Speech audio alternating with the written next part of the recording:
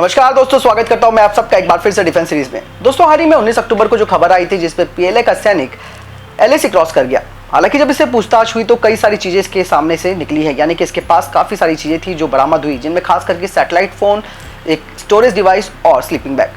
तो इसके पीछे मंशा क्या थी? हालांकि भारतीय सैनिकों ने उससे जिस तरीके से प्रोटोकॉल के तहत बातचीत होती है वो सारी चीजें की और उसको अभी हाल ही में चुशूल में उसे वापस कर दिया गया है। लेकिन खुलासा चौंकाने वाला ये कहता है कि जब उसके पास इतनी सारी चीजें मौजूद थी, क्या वो जासूसी के लिए आया था?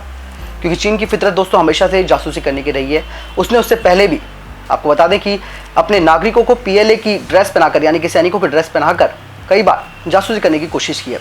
हालांकि आपको ये चीज़ यहाँ पर समझनी बेहद ज़रूरी है कि चीन हमेशा से भारत की जासूसी करता है, चाहे वो साइबर अटैक्स हो। इसके अलावा अभी हाल ही में कुछ लोग पकड़े गए हैं जिन्होंने पीएमओ तक की भी जांच और पीएमओ के भी जो डेटास होते हैं उसको निकालने की कोशिश की कि कौन सा अधिकारी किस पद पर है, उसके पास क्या क्या चीज़ें और किस उसकी हैसियत क्या है, उस लेवल की ये जानकारी प्राप्त कर रहे थे। हालांकि गिरफ्त में ले लिए गए हैं ये जो नागरिक थे जो कि चीन को जानकारी पहुंचा रहे थे। लेकिन दोस्तों, यहाँ पर जो मंशा उठती है कि आखिर इस सैनिक आया कैसे। दरअसल ये कहा जा रहा है कि डैम चौक का जो इलाका है वहाँ पर ये अपने याक जो जिसके तहत ये लोग अपने सामान को आजकल ढुलाई कर रहे हैं, तो उस वो याक चला गया था एलएसी क्रॉस करके और उसके बाद ये उसको ढूंढते ढूंढते एलएसी क्रॉस कर गया।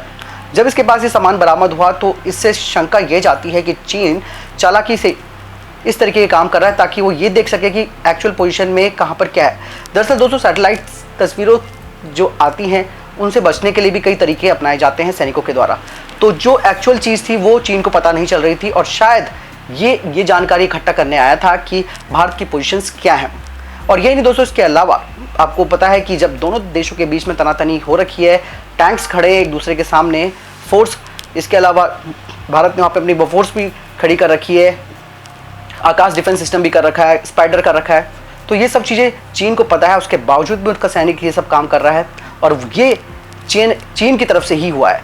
और बहरहाल इसका नाम जो है कॉर्पोरल वांग बताया गया है, जो कि वहाँ के पीएलए सैनिक माना जा रहा है। लेकिन अब सारी बातें सामने उभर कर ये आ रही हैं कि आखिर जासूसी करने का पीछे मंशा चीन की क्या है। तो मैं आपको बता ही चुका हूँ कि मेन वो भारत की पोजीशंस का पता करना चाह रहा है।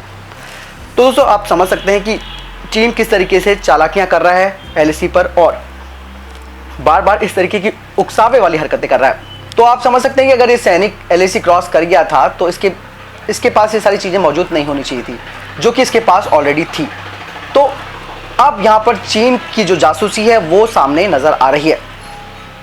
दोस्तों, आपको क्या लगता है, क्या ये जासूस के तौर पर आया था या फिर ये भटक कर आया था? आपको क्या लगता है, आप मुझे कमेंट सेक्शन में जरूर लिखकर बताएं। बहरहाल इस वीडियो के लिए इतना ही, मिलता हूं नए वीडियो के साथ। तब तक हमारे चैनल को आप सब्सक्राइब कीजिएगा। जय हिंद, जय भारत।